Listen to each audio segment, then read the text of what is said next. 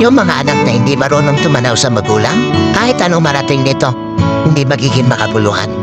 Kahit sinasabi natin na di naman obligasyon ng mga anak ang magulang, yes! Pero ang sabi ng Panginoon, honor your parent. At kasama tong sa pag-honor na yon, yung merong kang kayang gawin para sa kanila, ginagawa mo. Sa mga anak na narito, kahit magkapamilya kayo, huwag niyong titingnan na ang dapat ninyong bigyan focus yung sariling pamilya na lang. Hanggat nabubuhay ang mga magulang ninyo, iparamdam ninyo na kaya ninyo silang i-honor in all aspect ng buhay.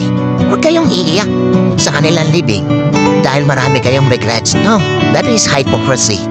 Wala kayong kwentang anak kung iiyak lang kayo sa kanilang lamay.